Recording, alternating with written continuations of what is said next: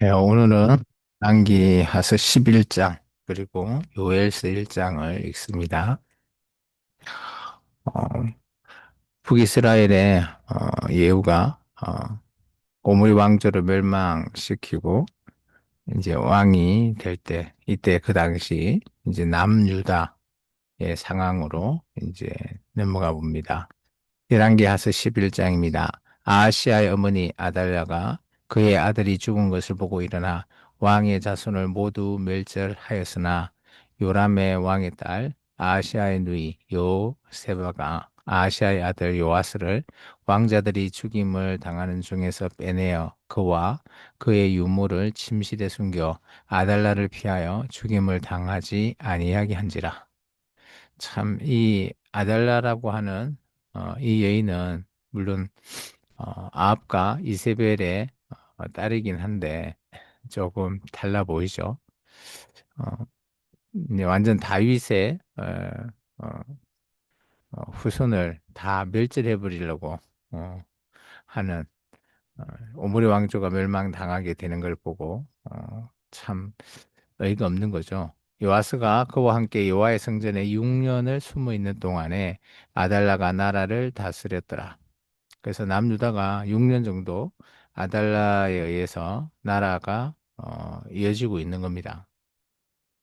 일곱째 해에 여호야다가 사람을 보내 가리 사람 백부장들과 호위병의 백부장을 불러 데리고 여호와의 성전으로 들어가서 그들과 언약을 맺고 그들에게 여호와의 성전에서 맹세하게 한 후에 왕자를 그들에게 보이고 여호야다는 그 당시 대제사장이었습니다. 명령하여 이르되 너희가 행할 것이 이러하니 안식일에 들어온 너희 중 3분의 1은 왕궁에 주의하여 지키고 3분의 1은 수로문에 있고 3분의 1은 호위대 뒤에 있는 문에 있어서 이와 같이 왕궁을 주의하여 지키고 안식일에 나가는 너희 중 두 대는 여호와의 성전을 주의하여 지켜 왕을 호위하되 너희는 각각 손에 무기를 잡고 왕을 호위하며 여기 왕은 이제 요아스 왕이죠. 어린 왕입니다. 너희의 대열을 침범하는 모든 자는 죽이고 왕이 출입할 때 시위할지니라. 백부장들이 이에 제사장 여호야다의 모든 명령대로 행하여 각기 관할하는 바 안식일에 들어오는 자와 안식일에 나가는 자를 거느리고 제사장 여호야다에게 나아오매 제사장이 여호와의 성전에 있는 다윗 왕의 창과 방패를 백부장들에게 주니 호위병이 각각 손에 무기를 잡고 왕을 호위하되 성전 오른쪽에서부터 왼쪽까지 제단과 성전 곁에 서고 여호야다가 왕자를 인도하여 내어 왕관을 씌우고 율법책을 주고 기름을 부어 왕으로 삼음에 무리가 박수하며 왕의 만세를 부르니라. 그래서 이 제사장이 왕에게 이제 어린 왕이죠. 어, 왕을 세우게 됩니다. 아달랴가 호위병과 백성들의 소리를 듣고 여호와의 성전에 들어가 백성에게 이르러 봄에 왕이 규례대로 단 위에 섰고 장관들과 나팔수가 왕의 곁에 모셔 섰으며 온 백성이 즐거워하여 나팔을 부는지라 아달랴가 옷을 찢으며 외치되 반역이로다 반역이로다 하매 제사장 여호야다가 군대를 거느린 백부장들에게 명령하여 이르되 그를 대열 밖으로 몰아내라. 그를 따르는 자는 모두 칼로 죽이라 하니 제사장의 이 말인 여호와의 성전에서는 그를 죽이지 말라 함이라. 이에 그의 길을 열어주매 그가 왕궁의 말이 다니는 길로 가다가 거기에 죽임을 당하였더라. 여호야다가 왕과 백성에게 여호와의 언약을 맺어 여호와의 백성이 되게 하고 왕과 백성 사이에도 언약을 세우게 하며 온 백성이 바알의 신당으로 가서 그 신당을 허물고 그 제단들과 우상들을 철저히 깨뜨리고 그 제단 앞에서 바알의 제사장 mat단을 죽이니라. 제사장이 관리를 세워 여호와의 성전을 수직하게 하고 또 백부장들과 가리사람과 호위병과 온 백성을 거느리고 왕을 인도하여 여호와의 성전에서 내려와 호위의 병의 문길을 통하여 왕궁에 이르매 그가 왕의 왕자의 안전이 온 백성이 즐거워하여 온 성이 평온하더라.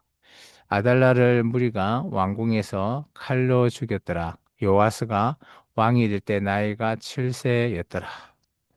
이로 말미암아 여호야다의 개혁이 성공하게 되고 계속해서 이제 남유다가 이제 다윗의 후손 요아스가 왕이 되었습니다.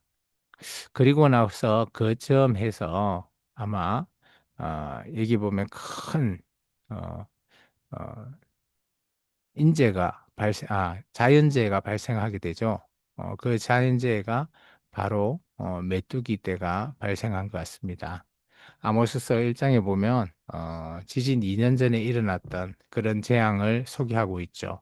거기에 보면 메뚜기 때의 재앙이 있습니다. 그리고 요엘서 1장에 보면 그럴 때 오늘 이제 성전에 사람들을 모으는데 장로 그리고 기타 백성들을 모아서 하나님 앞에 회개를 통해서 하나님 앞에 돌아가자라고 해서 그 당시에 아마 남유다가 어, 이렇게 하나님 앞에 회개하게 되고 그래서 그것을 통해서 나라가 안정되는 그런 것들을 통해서 봤을 때 요엘서의 위치가 이점에서 읽어야 되지 않겠나라고 보여집니다.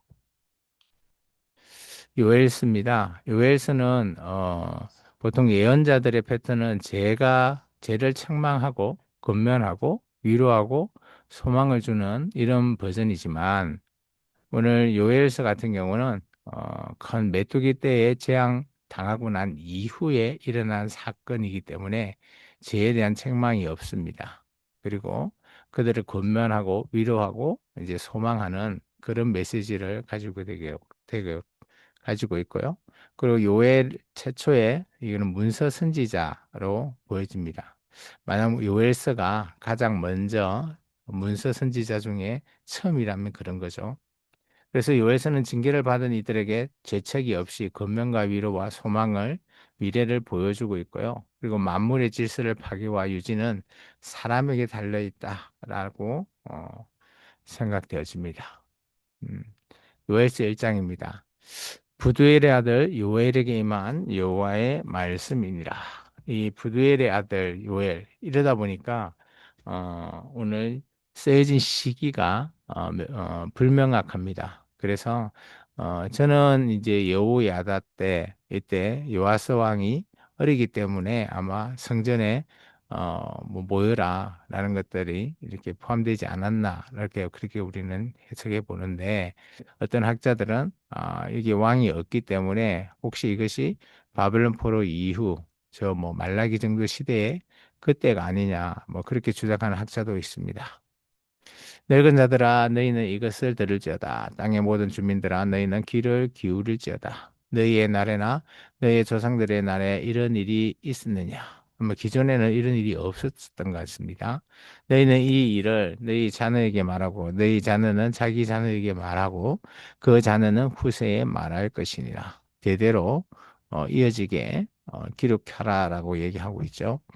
팥중이가 남긴 것은 메뚜기가 먹고 메뚜기가 남긴 것은 너치가 먹고 너치가 남긴 것은 황충이 먹었도다. 여기 네 개의 동물이 등장하죠. 팥중이, 메뚜기, 그리고 너치, 황충이. 이것은 이제 우리가 말하는 메뚜기에 대한 각자의 이름에 달려 있는 거죠. 뭐 작은 메뚜기, 큰 메뚜기, 뭐 이런 형태의 표현입니다. 그래서 똑같이 메뚜기라고 보시면 되고요. 취하는 자들아 너희는 깨어 울지어다. 포도주를 마시는 자들아 너희는 울지어다. 이는 한 포도주가 너희 입에서 끊어졌음이니 다른 한 민족이 내 땅에 올라왔음이로다. 그들은 강하고 수가 많으며 그 이빨은 사자의 이빨 같고 그 어금니는 암사자의 어금니 같도다. 그래서 이 다른 한 민족 해서 뭐 이 사람의 나라로 생각할 수 있는데 이걸 메뚜기라고 보시면 됩니다. 그들이 내 포도나무를 멸하며 내 무화과 나무를 끌고 말갛게 볏것을 부리고니 그 모든 가지가 하얗게 되었다. 메뚜기가 지나간 자리가 다 이렇게 되었다라는 것이죠. 너희는 처녀가 어렸을 때에 약혼한 남자로 말미암아 굵은 배로 동이고 애곡한 같이 할지어다. 소재와 전제가 여호와의 성전에서 끊어졌고 여호와께 수종되는 제사장은 슬퍼하도다. 밭이 항무하고 토지가 마르니 곡식이 떨어지며 새 포도주가 말랐고 기름이 다 하였도다. 이 남은 것이 하나도 없다라는 거죠. 지나간 자리에는. 농부들아 너희는 부끄러워할지어다. 포도원을 가꾸는 자들아 곡할지어다. 이는 밀과 보리 때문이라 밭의 소산이 다 없어졌음이로다. 포도나무가 시들고 무화과나무가 말랐으며 석류나무와 대추나무와 사과나무와 밭의 모든 나무가 다 시들었으니 이러므로 사람의 즐거움이 말랐도다. 그래서 메뚜기 떼가 어마어마한 큰 메뚜기 떼가 지나가게 되면 이렇게 모든 것을 남기지 않고 끝장을 내버립니다. 이런 사건들이 이전에 출애굽할 때 또 메뚜기 재앙의 사건을 연상하게 합니다. 제사장들아 너희는 굵은 배로 동이고 슬피 울지어다.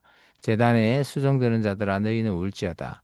내 하나님께 수종드는 자들아 너희는 와서 굵은 베옷을 입고 밤이 새도록 누울지어다라. 이는 소재와 전제를 너희 하나님의 성전에 드리지 못함이로다. 오늘 보면 하나님 성전에 와서 그죠?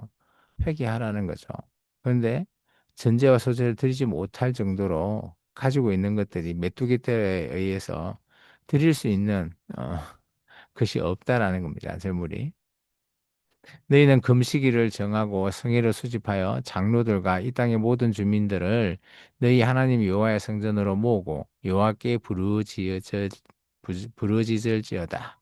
그래서 이 말에 의거해서 보면 그 땅의 장로들 그리고 주민들 백성들이 성전에 다 모여라는 거죠. 왕에 대해서 여기가 빠져 있기 때문에 이 요엘서에 대한 시기가 이때인지 여호야다 시대든지 아니면 저 말라기 시대 때인지 이렇게 학자들의 주장이 이렇게 대립되어 있습니다. 슬퍼다 그날이여 여호와의 날이 가까웠나니 곧 멸망같이 전능자에게로부터 이르리로다. 먹을 것이 우리 눈앞에 끊어지지 아니하였느냐? 기쁨과 즐거움이 우리 하나님의 성전에서 끊어지지 아니하였느냐? 이게 성전에 모이는 이유가 지금 이 피해로 말미암아 그죠? 어떻게 할 수가 없는 거죠. 인간적으로. 그래서 하나님 앞에 도움을 청하자라는 거죠.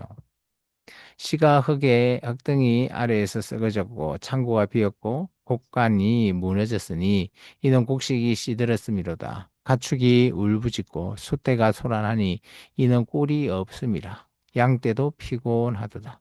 사람뿐만 아니라 그죠.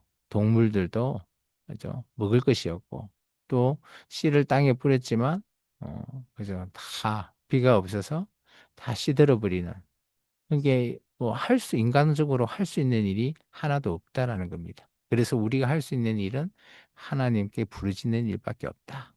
여호와여 내가 주께 부르짖으니 불이 목장의 풀을 살랐고 불꽃들이 그들의 모든 나무를 살랐음이니이다. 들짐승도 주를 향하여 헐떡거리오니 시내가 다 말랐고 들의 풀이 불에 탔음이니이다. 그래서 지금 요엘서 1장을 보면 그죠? 요엘서는 어, 완전히 어, 이 자연 재앙으로 말미암아 나라가 쑥대밭이 됐습니다. 먹을 것이 하나도 없는 거죠. 이런 상황이다 보니 오늘 하나님 앞에 정말 회개하자. 하나님 앞으로 돌아가자. 라는 메시지로 오늘 요엘이라고 하는 선지자가 말씀을 선포하고 있습니다. 오늘 시대적으로 여호야다의 개혁으로 말미암아 어, 남유다가 또 메뚜기 재앙까지 처하게 되며 정말 어마어마한 그 나라 백성들과 장로들에 있어서는 큰 사건들이 또 맞이하게 되는 거죠. 그럴 때 우리가 하나님 앞에 돌아가는 것이 우리가 맞는 길이다라고 하면서 성전에 모이자라고 합니다. 오늘 이 말씀에 의하면 오늘 우리 같은 경우도 뭐 비슷합니다. 오늘 우리가 하나님 앞에 돌아가는 길, 그것이 말씀 앞에서 우리가 돌아가는 우리가 되는 그런 하루가 되기를, 하루를 여시는 오늘 각자 우리의 삶이 되기를 원합니다. 그래서 오늘 하나님과 함께하며 하나님과 또 감사함으로 나아갈 수 있는 저와 여러분의 인생이 되기를 주 이름으로 축원합니다. 기도하겠습니다.